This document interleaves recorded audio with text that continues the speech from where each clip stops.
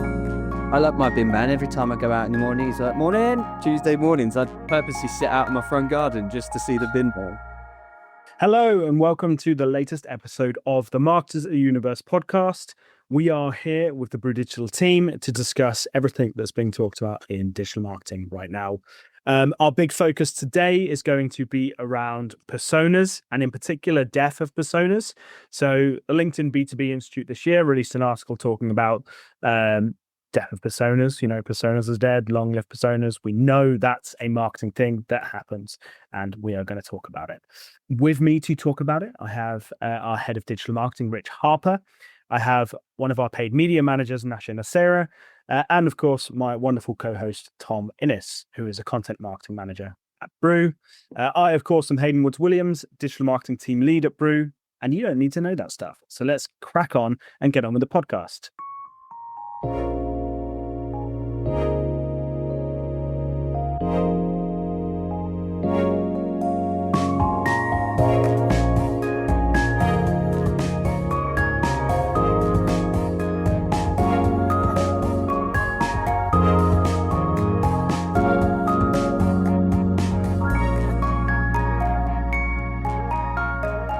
Over to you, Tom, to kick off this conversation. Great, thank you. So let's start with definitions, and I'm going to open this up to the floor. How would you define a traditional B2B persona, and when have you seen them used? From a persona perspective, traditionally, we kind of group audiences, or we group segments of people by identity. So things like age, job title, interests, those sort of common traits. So I don't think this is just B2B, maybe it's B2C as well. We therefore kind of think, hey, Generation X is going to be more receptive to this type of messaging, and expecting that an entire group of people that are essentially grouped together on physical attributes, therefore buy in the same way, engage in the same way, go on the same platforms. So I think it's outdated, but something we talk about it being outdated, but it's something that's still very much used in all marketing businesses to this day. Yeah, fair. So shall we just dive straight into this, the flaws that you obviously perceive in B2B personas? So the LinkedIn article said that there was a lot of guesswork around building personas out. Do you feel that rings true, or is there like a data element driving persona building as well? I hope that there is a data element driving personas. I think in reality, as marketers, we do a lot of work on assumption. I think we are also very guilty of talking about being customer centric, but then thinking about how we market our businesses in our own shoes, in our own perspective. We make judgments on how we would potentially buy from that product, but we never actually put ourselves in a position of being the customer. And 9 times out of 10, where we're working and what we're selling is not targeted to us as individuals. So we're not the right people to be making those assumptions or making those decisions on guesswork. There's an additional bit to that I think is interesting too, where yes, we don't put ourselves in the customer's shoes, but there's so many times when I hear from marketers who are speaking to C-level, and they may be getting pressure from a CEO saying, target C-level, we need to be talking to C-level as an example, but they're not actually stopping to go, oh, are you a decision maker? Are you the person that should be seeing all this content in this business? Because a lot of the time it's no. And I think the C-level trap when it comes to personas is the biggest one for me. Yeah, the C-level is always the trap. Let's aim our messaging at the specific person that we work with on a day-to-day basis. From a B2B perspective, there is a buying committee. It's not one individual making a decision to operate or work with a company that are selling those services. And I think so often we go straight to the person, the end user. Let's market to the end user. A lot of the time that end user may well be in the buying committee, may well have an influence, but also may not have any influence over the decision-making process because it's being taken care of by, I don't know, potentially a C-level person is making the final decision, but certainly not doing the research. So why are we targeting them at that basis? Probably even at a conversion point. Are they on platforms looking for a platform or SaaS or software or product or service, and they're the ones putting in the inquiry? Unless they're a small business, I doubt it. I think the influence happens from within in a company. So targeting C-level, I think often, one, dries up cost and is more expensive, and two, I don't think is always the right tactic. Yeah.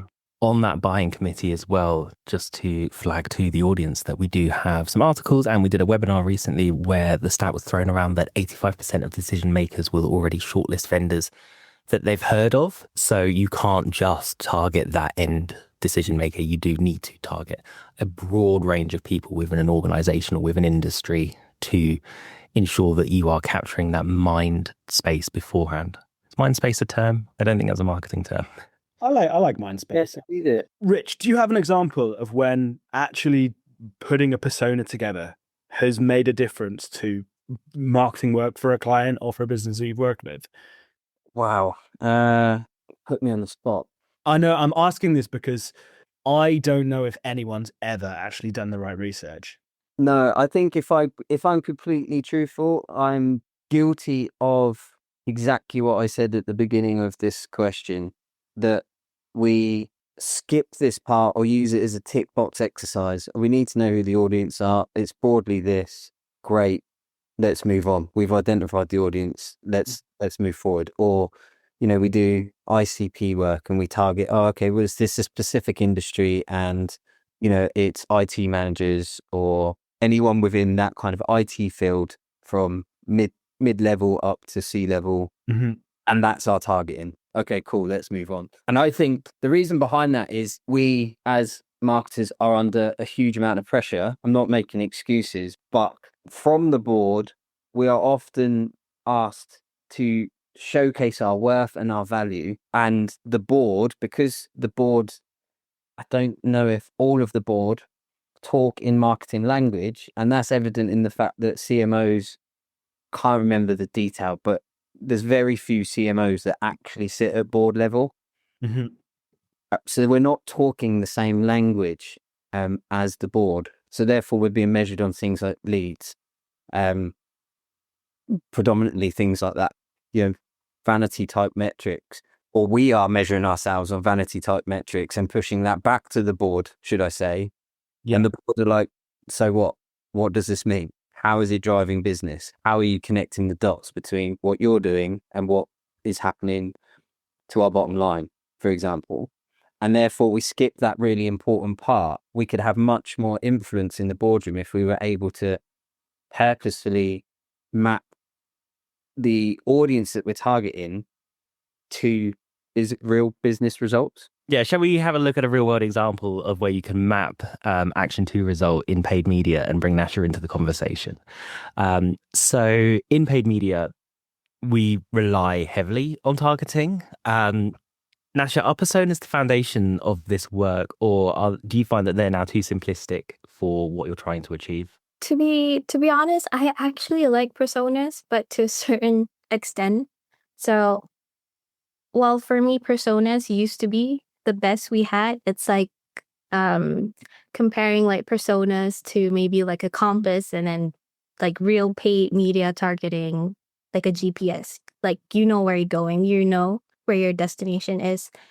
And now we have so many tools, so many deep targeting tools, and there's like hundreds of different tools and features out there that you could form your data with. And for personas, I still feel like it does play a small role or like a supporting role in B2B.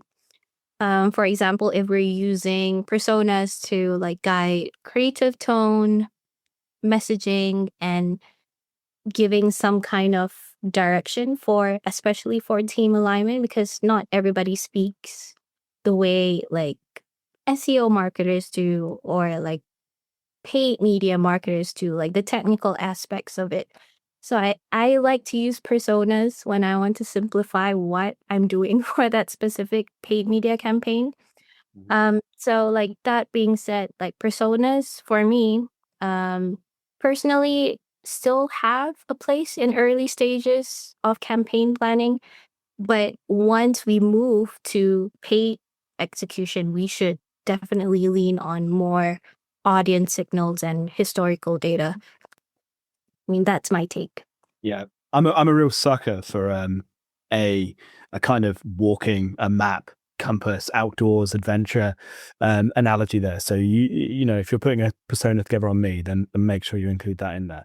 That said, I kind of disagree with you a little bit. I think they are great, but do you think, Nasya, that actually the data that's pulled together into a persona, maybe not if it's done by you, but if it's done by a client or a generalist marketer, when you actually get it to the point of, okay, let's use this persona to help choose our targeting as an example, most of it's totally useless. I agree with that. So like as a marketer, like a general rule of thumb, you need to get into the habit of asking questions, even if it's stupid questions, because you don't know the product, you don't know the client yet. Let's say you have like a fresh brief that just came in. I feel like as a marketer, you need to be curious always, and you need to get into the habit of asking questions, even if the brief isn't detailed enough. So if you know that you can't go based off just a vague backstory persona, then the client hire us for a reason. So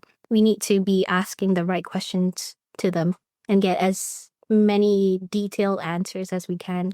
So, Rich, coming back to you, the LinkedIn article championed a move towards this more data-driven, individualistic marketing approach, and they sort of unfairly cited Netflix as the example. You know, the company that harvests up so much data about you, they could almost be a Meta or a Google in that regard.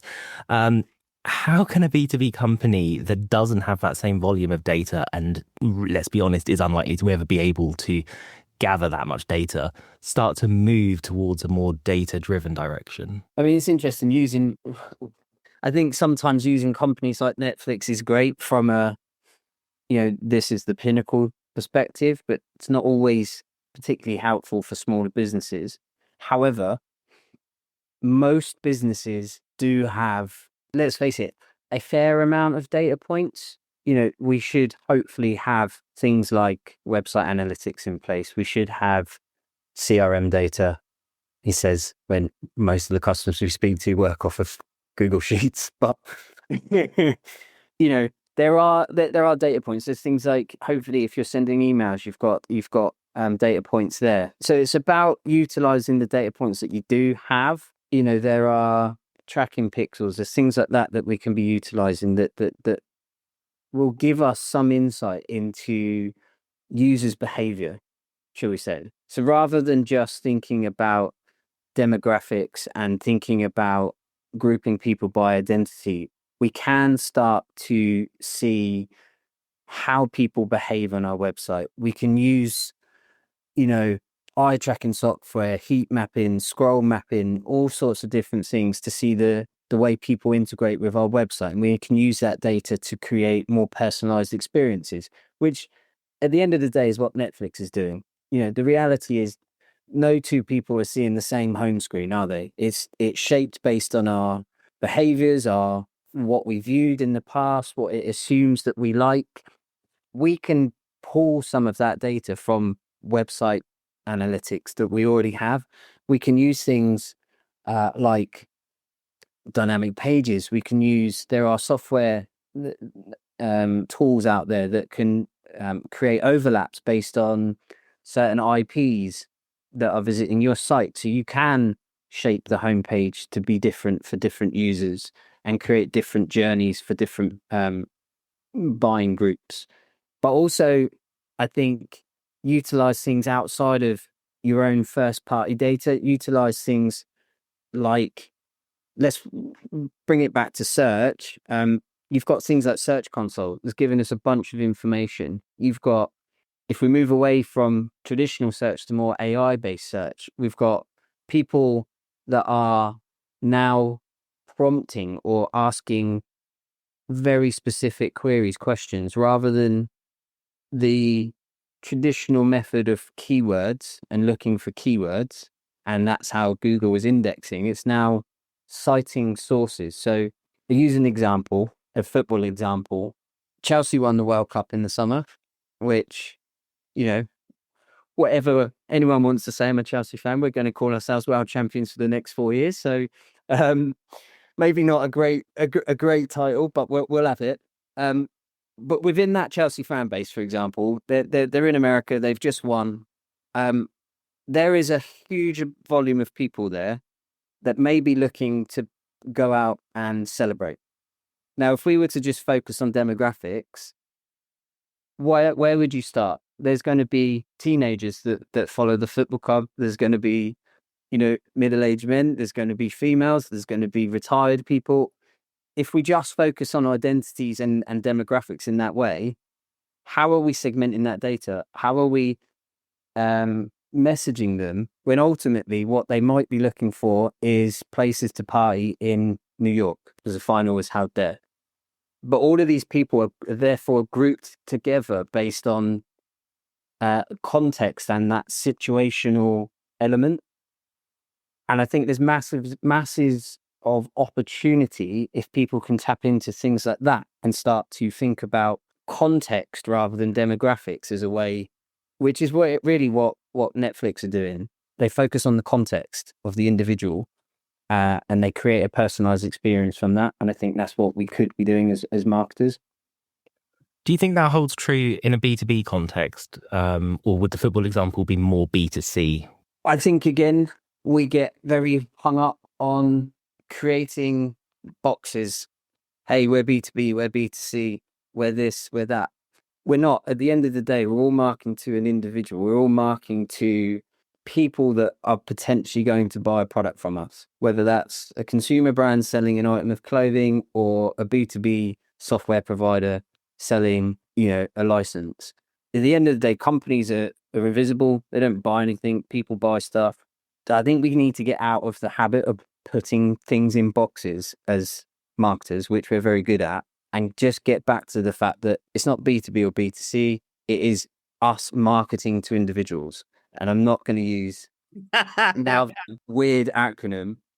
Hey, we wanted you to say beta humans so bad. I know you did. Hey. You know you did. But I don't want, again, it's shit. I hate marketers that keep coining new phrases. It's like the SEO word now is, it's now AIO.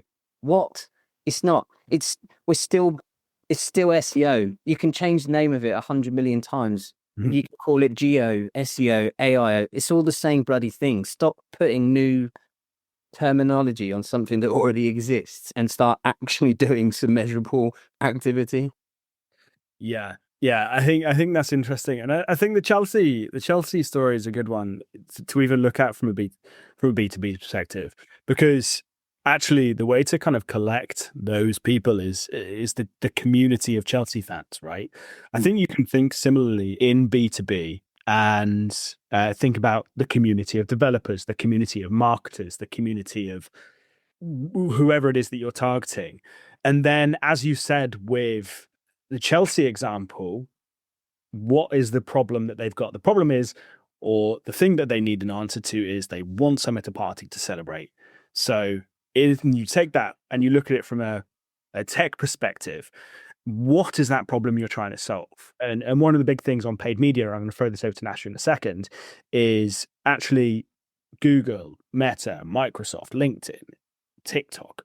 The options available to segment, the options available to choose how you target are being slowly eroded and taken away from us.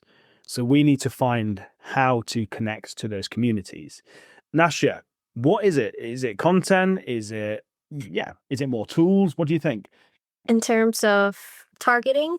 I think in general, like when we've got a community of people and we've got reduced ways of targeting them, and we've said before that the persona isn't necessarily allowing us to get enough information about how to segment, how do we stand out to the people that we want to reach? I would say definitely put yourself in their shoes, because like for me, because sometimes you get too engrossed in just and hung up in our own ads, our own ad copy, our own messaging, creative. So it's good to just put yourself in their shoes, because sometimes when you think that your strategy is the best based off the guesswork that you have planned initially, but for me, it's always good to put yourself in your shoes. And let's say you want to promote an ad, you have the ad copy done, you have the creative done, but take a step back and look at your creative and ad copy and see if it's something that probably you would scroll past. Definitely you need to revisit again and always get a second opinion, even if it's not market, it's just different teams from other departments, or departments from the kind of people that you're targeting to, and just get their opinion on whether this is the best creative or asset to show to people. Yeah. Yeah, I think that is one of the big things that people forget in all of these persona conversations and audience targeting and buyer groups, is actually, if you focus too much time here, you're forgetting that you can target all of these people, the perfect audience. If you've got crap content, they're just going to scroll past it regardless if they're the right person. I think it comes back to, you mentioned it, Aidan. It's not so much about having personas, it's about identifying that problem statement and how you solve that problem statement. And that problem statement could ring true regardless of what your persona is. The problem could be relevant for someone starting out in business. It could be relevant to a C-level person in their 50s. We would probably group them completely differently, and we'd probably talk to them very differently, but yet they're both looking for a solution for the same problem. Yeah. Go ahead, Nasya. No, I know Rich mentioned job titles. I still love targeting people by job titles, but make sure the layering, well, from a paid media perspective, make sure put in as much layering as you can. Be in as niche as possible, because you can always expand later on.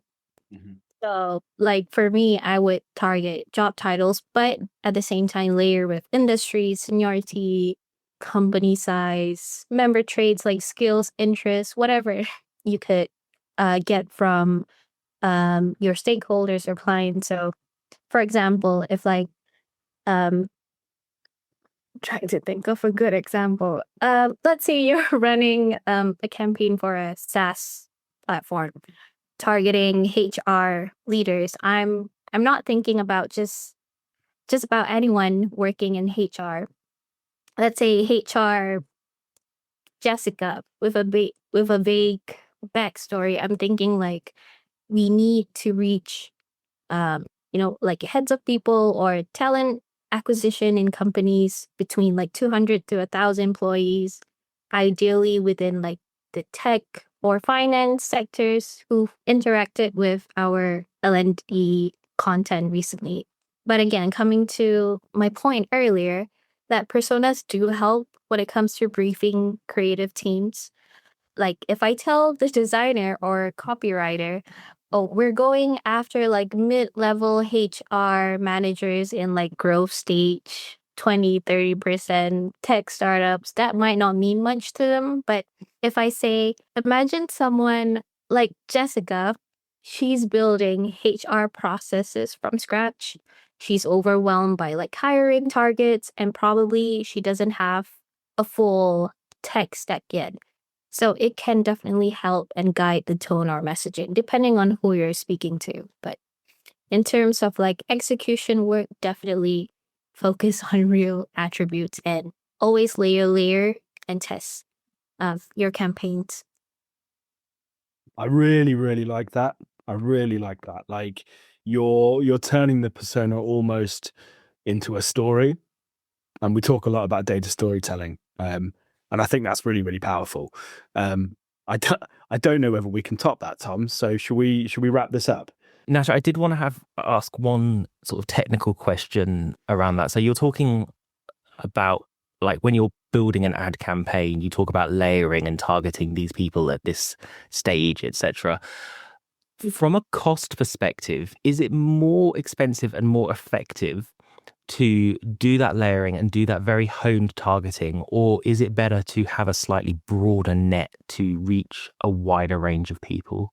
In terms of cost, In terms of cost, and then I suppose effectiveness, like how do you balance the two? I wouldn't say there's like a definite answer for this. So definitely the more niche you go, the higher level you go, is definitely going to be way more costly. So again, like I said earlier, just layer, just play around with the filters in whatever platform that you use. Start. For me, maybe other marketers don't agree, but sometimes they say that, like just focusing on like high decision makers, especially when it comes to B2B, it is more costly.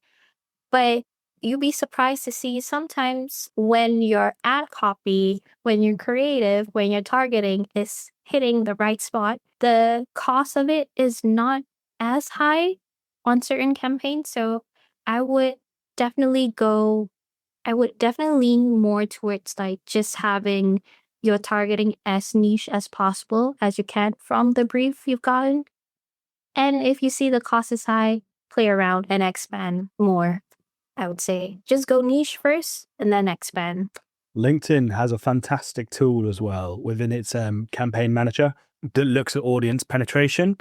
And if you think about your audience where you're targeting it, they consider, I don't know the exact number, but I think anything above 20% audience penetration, so you're reaching 20% of that audience, is considered good.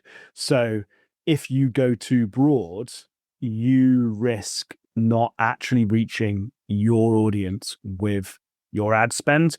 And in B2B, that I think is particularly important to make sure that you are being as efficient as possible with your spend, because LinkedIn ads can be a big black hole that you can throw a lot of money into if you're not careful. Just pure fact. Right. So shall we wrap this up then? Rich, I'm going to start with you. As head of marketing at Brew Digital, I want you to talk from your own perspective about whether or not other people should do as we say. And do you think B2B businesses should scrap the use of personas, or is there a way to evolve them and use them still? No, I don't think we should scrap personas entirely. I think Nasya made a very solid case for why they shouldn't be scrapped.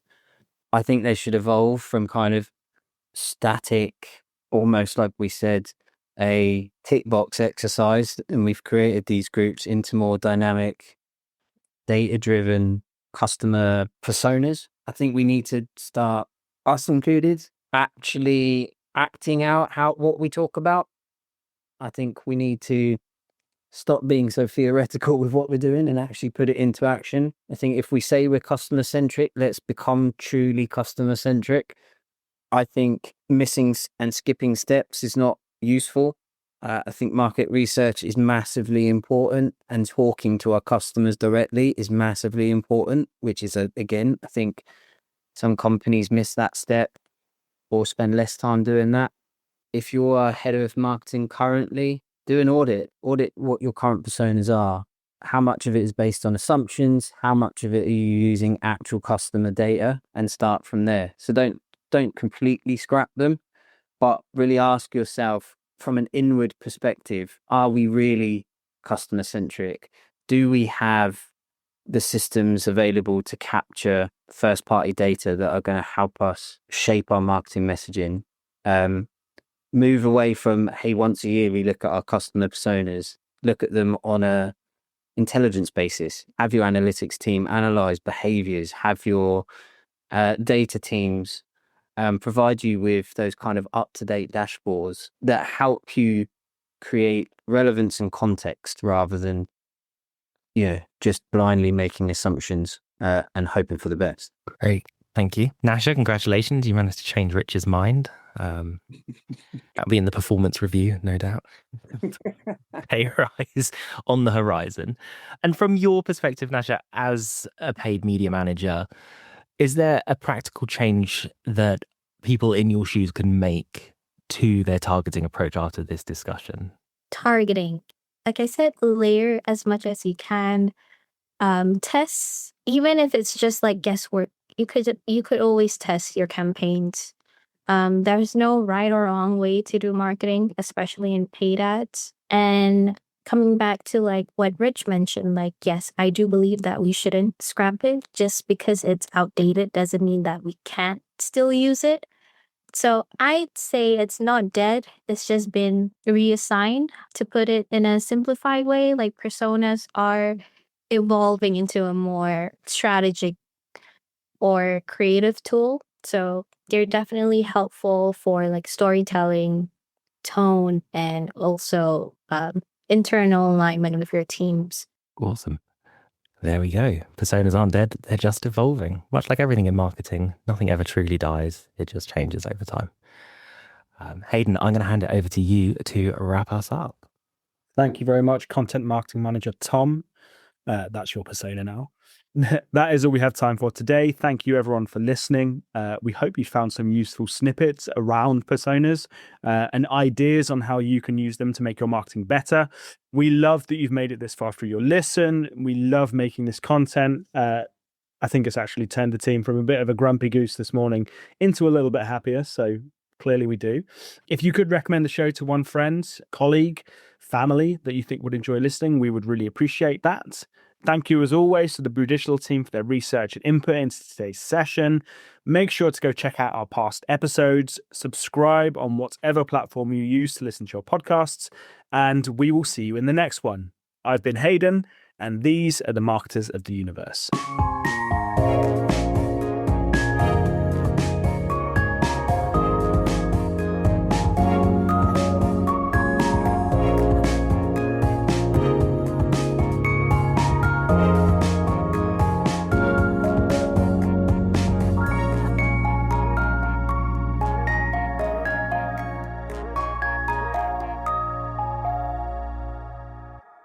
Super.